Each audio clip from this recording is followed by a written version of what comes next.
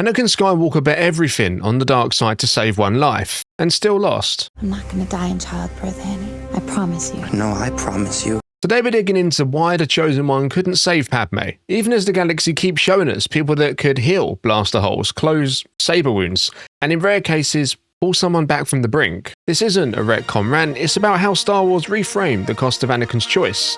By the end of this video, you'll see why the power he chased in the dark might have been waiting in the light all along. Is it possible to learn this power? Not from a Jedi. From Mortis to the Jedi techs and a tiny green scene stealer who could do it before he could talk. If Anakin had trusted the path he was already on, would the story have played out differently? Or was he always running out of time? Stick with me because the answer changes how we read his fall, Vader's obsession on Mustafar, and the Skywalker legacy as a whole. To save your wife from certain death. Before we jump in, don't forget to leave a thumbs up on today's video and subscribe to the channel if you haven't already. If you love deep lore dives like this, you're in the right place. Now, with all out of the way, let's get into it. It seems in your anger, you killed her. I couldn't have. She was alive. I felt it. Alright, so Anakin's whole crisis starts with the visions. He sees Padme dying in childbirth. And it isn't some vague nightmare. After what happened to Shmi, he reads it almost like a forecast. That's the pressure cooker Palpatine steps into. He knows about the Tuscans, he knows about the wounds Anakin carries, and he just so happens to have an answer ready the second the dreams begin. Embrace the dark side and learn the power to cheat death. What did you say? Whether the visions were truly the future or nudged along by Palps, the result is the same.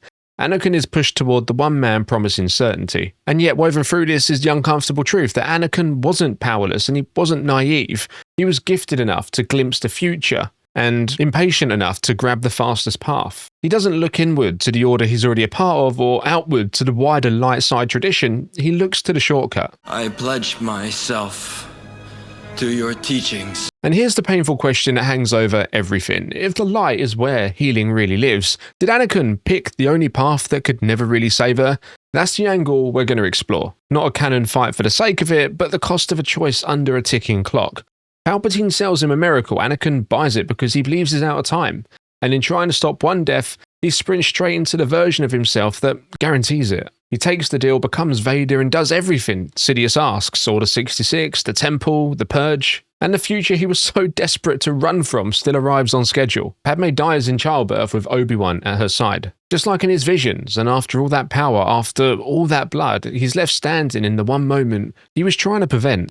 Where is Padme? Is she safe? Is she all right? And the most chilling part, the Emperor is just as helpless. For all the talk of unnatural abilities, there's no miracle, there's no secret right. Only a broken promise. That's the wound that drives the next phase of his life. Vader turns the grief into obsession, builds a fortress on Mustafar atop a dark side nexus, and opens a portal in the last-ditch attempt to pull Padme back. He steps through the door the darkness offered him, and there's nothing on the other side. Every road he takes to save her keeps circling back to loss. So, if even the Emperor couldn't deliver on the one thing he sold Anakin on, what exactly was the dark side offering? Power, or just the illusion of control? It seems in your anger, you killed her. You see, that's where this really flips. The failure isn't just moral, it's mechanical. The dark side can dominate, destroy, and bend wheels. But when it comes to really restoring life, it keeps hitting a wall. Which begs the question we'll dig into next. If the answer never lived in the dark, where was it really hiding? And here's where the story really twists. If Anakin's whole term was around saving one life, why didn't he look to the side he already lived on? The Jedi didn't treat death as a hard stop, they saw it as a passing into the Force. But that never meant they'd just let someone go if there was a way to help. Now across the light side, you've got people that can genuinely mend bodies, and in some cases, even do a little bit more than that. We've even met a dedicated Force healer based around Yavin during the Galactic War, who fixed up Cassian's blaster wound. He's got a blaster burn that's not healing. Your right shoulder. And the existence of the healers like this travelled far enough that folks like Marva had heard about them back on Ferrix, which makes you wonder if whispers like this reached ordinary people. How far did they reach inside the temple? And yeah, then there's Barriss Offee, someone Anakin knew up close. He unmasks her after the bombing that drives Ahsoka out of the Order.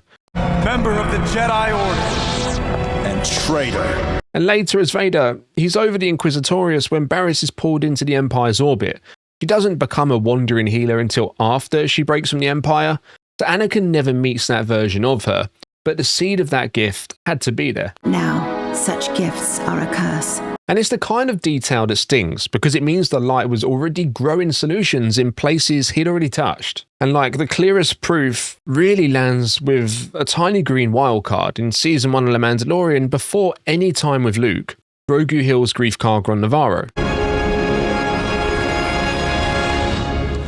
That suggests this wasn't some rediscovered trick decades later. It existed inside the Old Order, potentially taught to younglings while Anakin was still walking those halls. If a child could do it, what does that say about the masters who trained alongside Anakin and the options he never stopped to explore? And so here's the uncomfortable tease for what comes next. If the power to save a life was breathing quietly in the light the whole time, what did the dark side actually give Anakin? Strength or just a faster way to lose everything? And so here's the bigger question. Once Padme was gone, was there ever really a path back? Well, the sequels quietly suggest there was. After Endor, Luke goes treasure hunting for lost Jedi knowledge and safeguards the texts on Ahch-To. By the time Rey studies them between Crate and Exegol, we see the light side do more than defend, it restores. She heals the serpent on Pisana, then closes Kylo Ren's wounds on the Death Star 2 wreckage. If that kind of know-how sat in the light all along, how different does Anakin's choice look in hindsight? And yeah, of course, Ben Solo then pushes it a step past healing. On Exegol, he doesn't patch Rey up. He gives her his life force, brings her back and dies in a trade. Maybe that's the dyad, letting power move both ways, or maybe that's Luke's teachings preserved. Either way, the message lands the same. The light saves by giving, not taking. If the price of saving Padme had been Anakin's own life, do you think he would have paid it?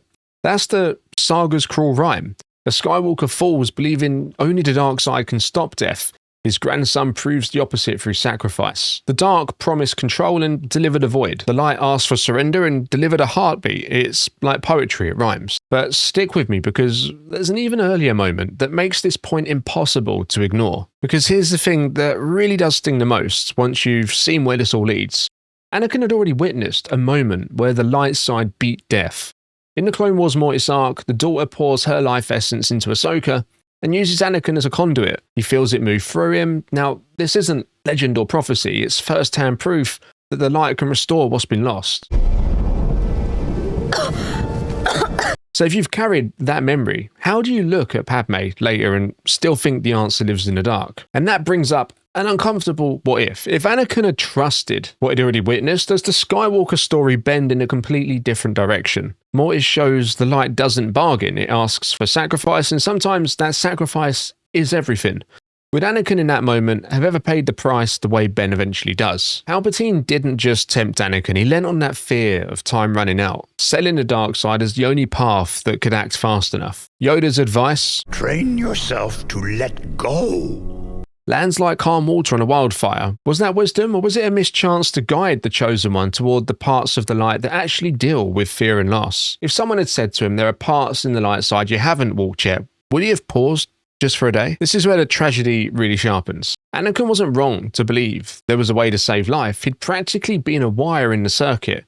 He was wrong about where that way lived. The light had forms of healing, and in rare cases, even resurrections, long before Exegol and Ahch-To ever came into the picture. He just didn't trust he had the time to reach them. And if the dark side is the fast lane that takes you furthest from what you want, then Anakin's spirit was always going to end up here.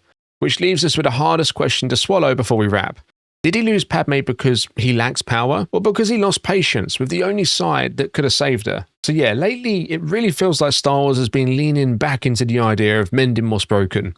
Grogu's headed for the big screen. The new Legacy novel looks set to poke the edges of what healing can be. And we're about to see a post-9 galaxy in Starfighter, where patching people up might be more common than ever. It puts Anakin's story in a much harsher light. The saga keeps showing us characters who can survive the unsurvivable, or in rare cases come back from it, while the one man who needed that miracle most never finds it, no matter how hard he hunts. I'm not gonna die in childbirth, Annie. I promise you. No, I promise you. Maybe that's because not everyone can do it. Resurrection in particular seems tied to extraordinary circumstances, mythic beings, once-in-a-lifetime bonds, sacrifices that cost everything. It might just be that outside those conditions, the power doesn't answer, not even to a Skywalker. And if that's true, then Anakin's tragedy isn't that he missed an obvious button to press. It's that he was reaching for something the Force only grants in the narrowest of moments. So here's where I land. All this new focus on healing doesn't cheapen Anakin's fall, it sharpens it. The power he wanted wasn't sitting on a shelf in the dark, it lived in rare, demanding corners of the light that he never trusted he had time to find. And that raises one last question for you. When you look at the path he chose and the price he paid, does that make his turn feel like a misguided grab for control? Or the most human decision in the galaxy made under a clock he thought was about to hit zero? To save your wife from certain death. As always, drop your thoughts, theories, and wildest speculations down in the comments below. If you enjoyed this video, be sure to check out our latest coverage on Ahsoka Season 2, which is now up on the channel. Don't forget to leave a thumbs up and make sure you subscribe so you don't miss any of our upcoming videos. Thanks for watching, I'll see you in the next one, and may the Force be with you.